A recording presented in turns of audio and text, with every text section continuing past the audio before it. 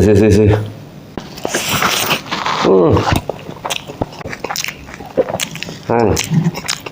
고마워. 어이, 삼미세. 도로에 좀 따오는 다리. Good morning guys. Ngasigi material sati pani ronba tawjarage pani ronba ma tawrage adedi alu macha do khajing ga tawraga khamen ga tawra ma ngau khairge amana lafutharo gi piknam haibra paknam haibra do tawba ngambra jenge adoi do jangang la ma thau tai na ko do jangang la do di leiti ba do lafu mana da jengsi tawba ngambra jenge mem lafu mana su wai ne mem do di mem se chamna thama bani kukar da hapsalaga Pukai lagi. Mayam mana Jongchak Singju tau ke Jongchak ke di kau thu deh mayam dah haiba jika ada sini.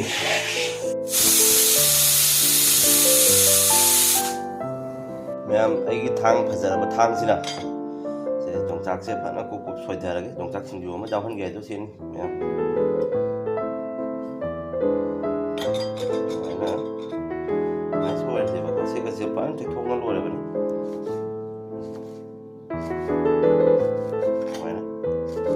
Hào có mặc thì em xôi nó khuẩn nó lôi ra đấy rồi mà thực ta ấy là cái nón sắt đấy cái hàng gam mà tuần rồi bây giờ cái này trên này có tôi khá là xôi là hấp em mà Jongchak sẽ tăng lịch thô cái đó có Jongchak bút đi lấy rồi mà thằng cái đó cái sự thầm mà này có mà thằng video đó xem là bài này đó tôi là xem là khuẩn làm gì thế để đi tàu ra thăm em rồi mà cũng có số phản city cap đấy em xem đi Jadi mayam kukar gisu yang agak iron dapat tahu lagi mayam. Aku di tangan sih kisah mayam.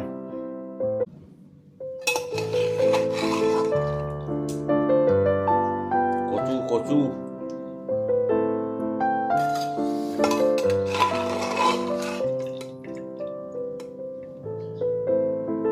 Bang sai kau ini apa ini?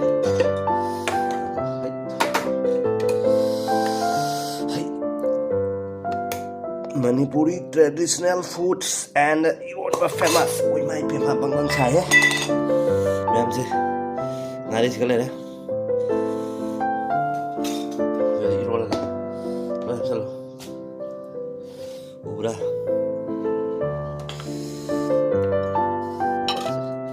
Esa. Udah klik sana saya tadi. Spicy. Aku boleh mau pesan di Ngouba. Kamu kita ya.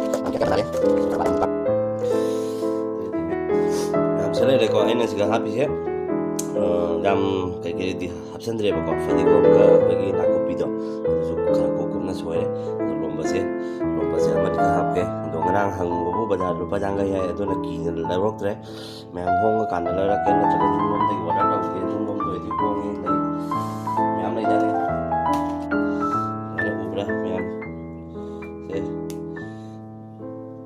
Mayam hau cái hau rồi rồi pani ronba rồi xin ông mayam like tàu và subscribe tàu và mayam là chắc tàu video mayam thèn thơ thì sẽ cây cái mayam thèn thơ thế này mayam like and subscribe tàu và mayam có biết cái nó mayam alu và khamen và khajing và Ngouba cái sẽ khang phải cái nó thau sẽ nó hấp dẫn nó thầm sẽ phải đó mamut tana mulia hay ta đấy coi mày khu gặp băng Jadi han mak tada isi maroi si katang lag jare si.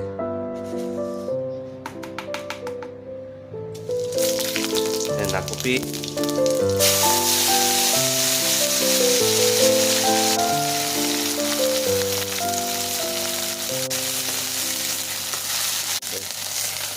Tonge ut kita bisa mayam. Khajing ni ko.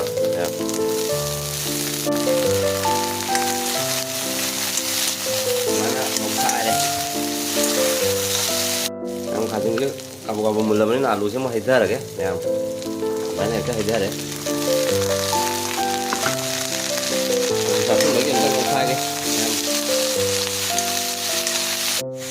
ya, khamen ke kena hapsel lego, khamen akan mesti video sih sembang dia, ya, isi yang mathara ka, aku bit lainnya bahaya tu nak kau, saya yang thungja bani bakal ya, tu nak khamen apa sih, khamen apa ke matang lo video sembang, tahu deh. Aduh bu, mayam mun na jengbiu, mun di hapsan jare, so mayam putal lagi mayam di ꯚꯤꯗꯤꯑꯣꯁꯦ ꯌꯥꯝ ꯁꯥꯡꯉꯅꯤ ꯃꯇꯦꯛ ꯑꯁꯤꯒ ꯂꯣꯏꯁꯤꯜꯂꯒꯦ mukbang ꯐꯠ ꯇꯧꯊꯔꯒꯦ ꯑꯗꯨꯑꯣꯏꯗꯤ ꯃꯌꯥꯝ ꯃꯨꯛꯕꯥꯡꯗ ꯐꯖꯅ ꯐꯪꯅꯔꯁꯤ ꯃꯌꯥꯝ ꯁꯤꯡꯖꯨꯁꯦ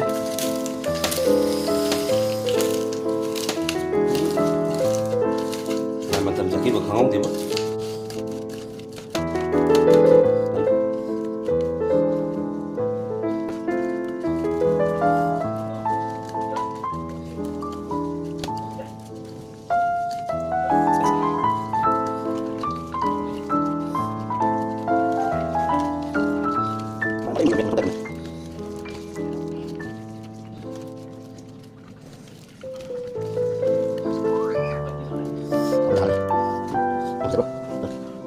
Hello isinau mayam ngasigi mathel asidi yamna ahauba mathelni do kai mathel no haibada yamudi yamde do pani ron ba leijare pani ron bani khazinga aluga khamen ga ngaukhai bani kobi leijare duga khwailagi special ori sing ngasigi siga jongchak singju am leije mangal kon ba konam hai tare ko do taragadi mayam isinau mayam anawa mina phangbiraga di like to ba subscribe to ba mayam kaugani do ngasigi style se jungle style se Jongchak kasi na mayam Jongchak pamba isinau mayam kami nam tang taubiramu ay si yadrabo mayam tu di horge wangang dabida do la se phangdabni na ko mayam la se machetani ko ina pulai se ko la ka yan tange ba jumlom do itar gadi mayam es bagbar ngati ay Jongchak jadi mayam horge se Khajingga khamenga alu masak ang khai ba se su hau doi mi de hau ge mem se han me sakom se di se mem de ilake ko ai su in ba hore ngasi ilake hau ba jang na ilake tau ni ko mem se mem na kya to ka tu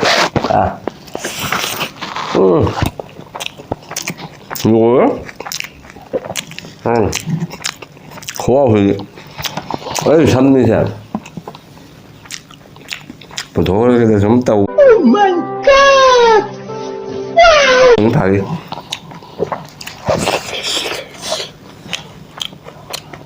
Thua cái nè. Mềm like tôi có subscribe tôi có mềm cầu nên có share tôi có cầu nên có tàu view có mềm. Rồi là pháo với những đứa mềm, hầu đấy mềm sao ạ?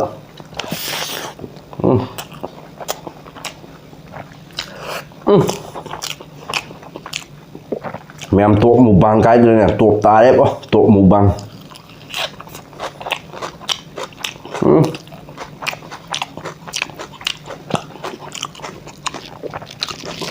cái cổ bí khá là bám giờ với những cổ bí rồi khá là tôi sẽ phú lại đồng tác Singju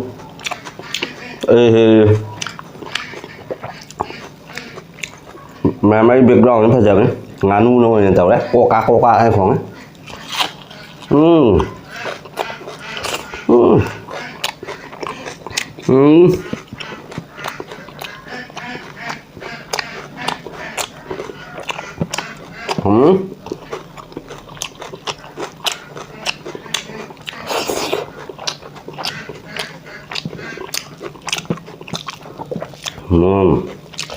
khoa đi lấy từ bị khoa này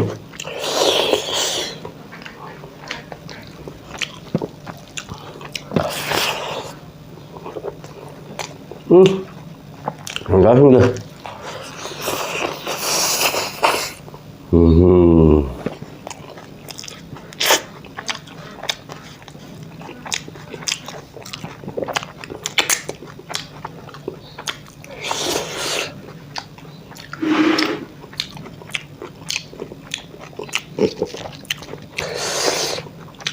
Mẹ tao vẫn dùng trái Singju cái anh tao vẫn dùng trái Singju mà nó dâm như cả lớn rồi. Một con nó mẹ khai như thế.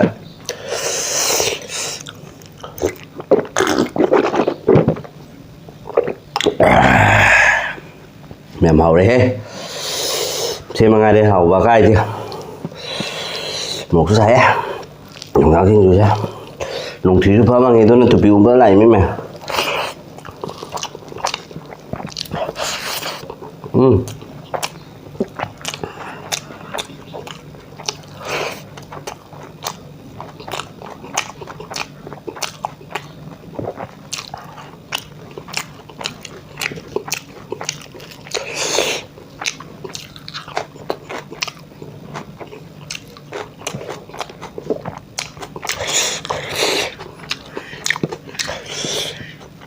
है उसका चटनी हम लोग बोलता है सिंजू, ठीक है। और उसको कोसू चटनी उसको बोलता है हम लोग को भाषा में इरोनबा।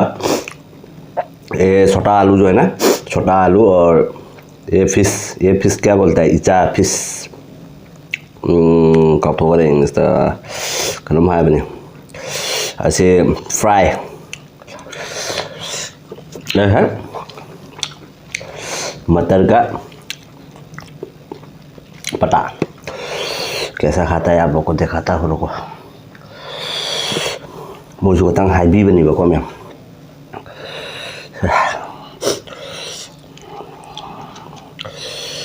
या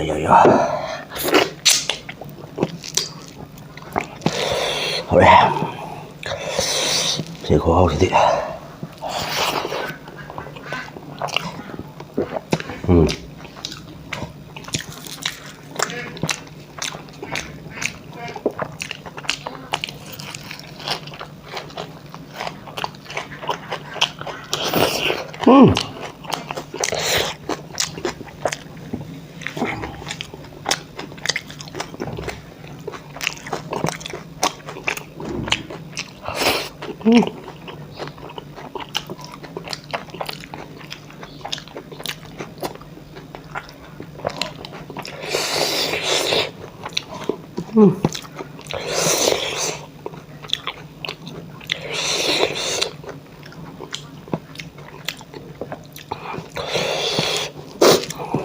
xì rồi mà chị bảo mấy ăn mà giáo từ xuống bà tuột dẫn đi hết.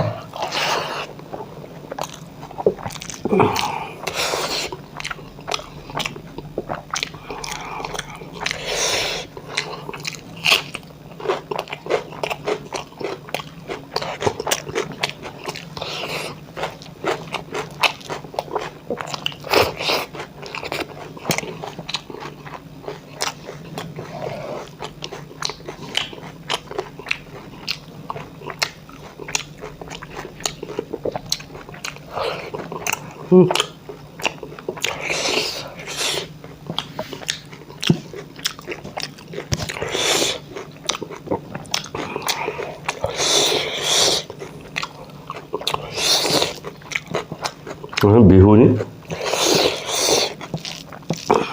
lebih serok tengah ngah ta ngah lagi selalu berbuat tangan này thôi chúng ta không đủ cho hậu tiêu này bố một thì khó xa sẽ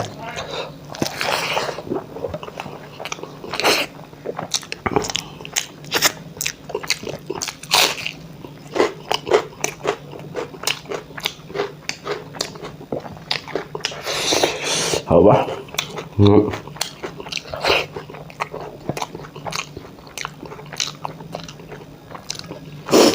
mình biết sự mấy năm đất tài trối cho cầm hậu ấy rồi hay biết rồi mà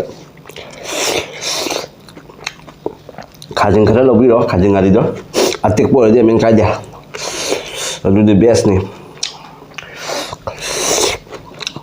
Khajing ngadi alu matado kada sojelo khamen kada sojelo semai ngau khai matak da loi da phadi wong kada chai lo ba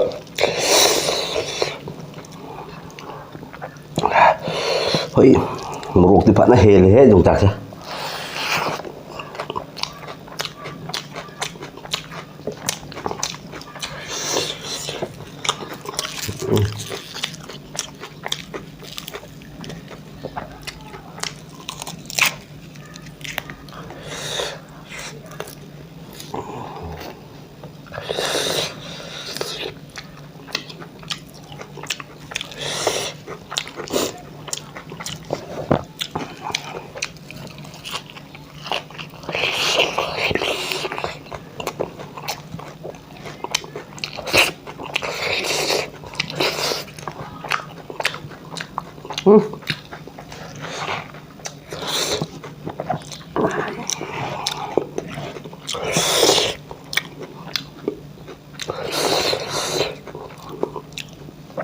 mà very spicy rồi đấy.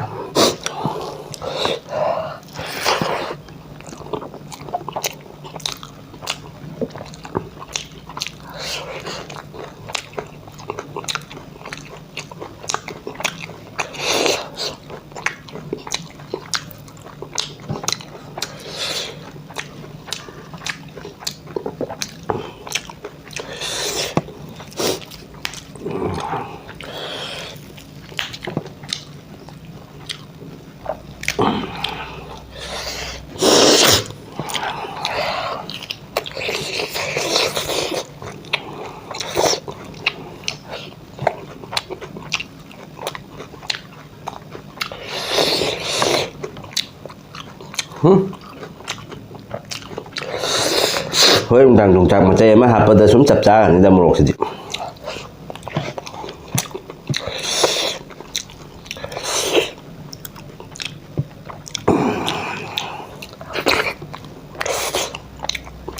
이런 잡자.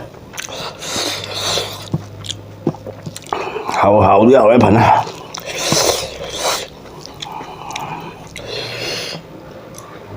뭐로 사방이 망한데 놀래 동작시가. 어이.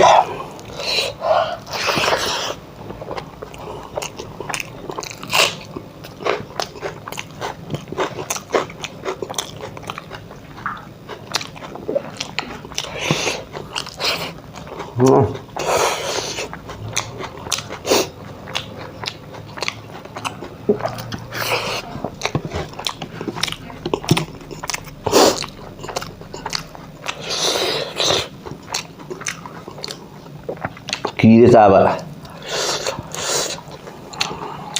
복잡해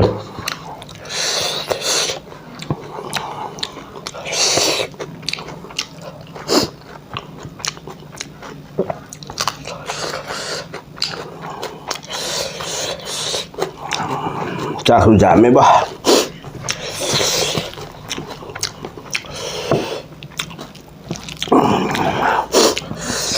어이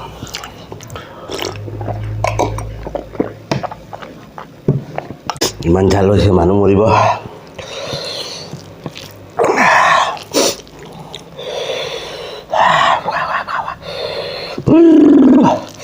Một thẻ bạn á.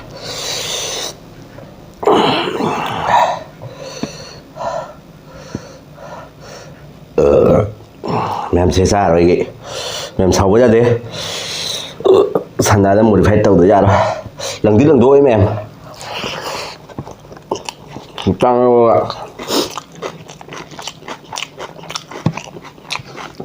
mềm tăng của tôi rồi năm tháng cái gà thì thấu là lâu rồi mình bật ra tăng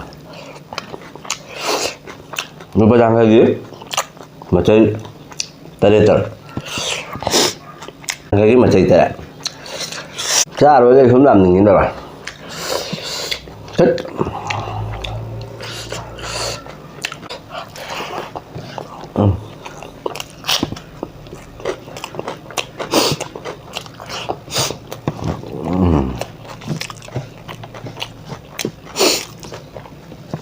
chết thầm dần rồi các mẹ chắc là mình sẽ lao ăn thua rồi cái nào ha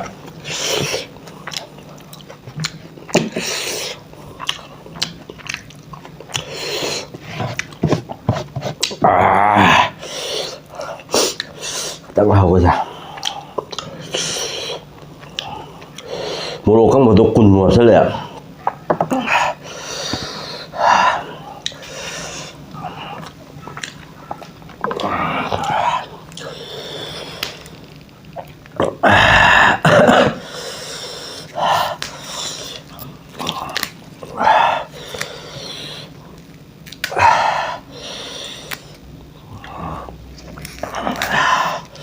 sekarang ada motor pantai ini bukan ada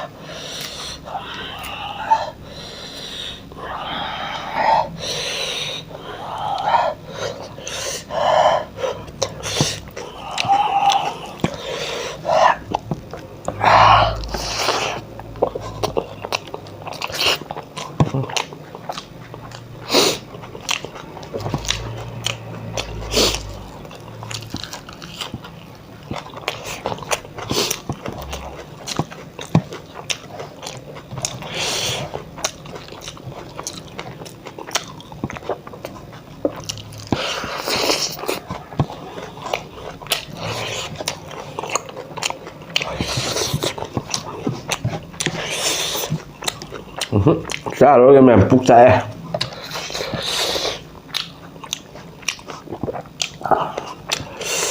don't be spicy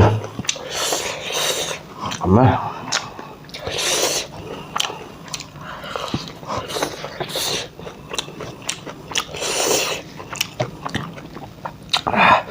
đây là một xà đế thì lùi đấy hết em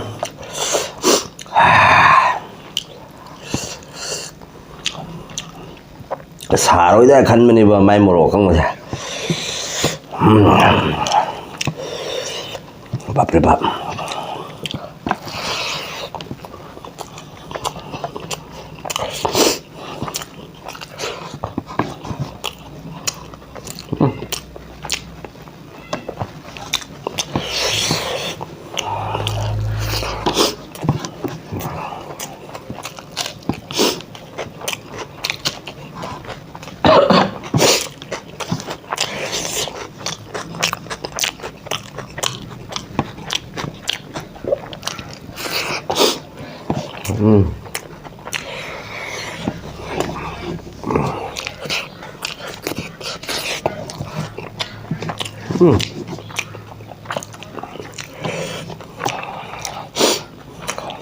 Bây giờ hỏi chậm một sạch đấy chậm đây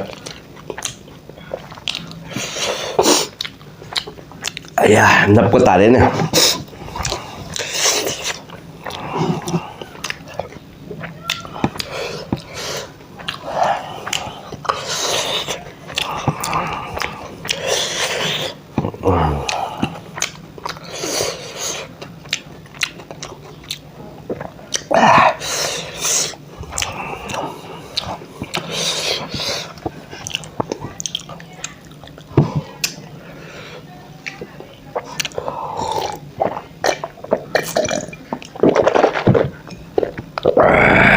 Mem học đi học đấy phải đó một phải xa đấy rồi mem còn thằng cái video sẽ luôn ra cái mem làm thằng đó cái ra video sẽ rồi mem mấy cái video sẽ ngoài video cái đi like tao subscribe tao mem copy cái đi mem thầm cái bye bye một phải xa đấy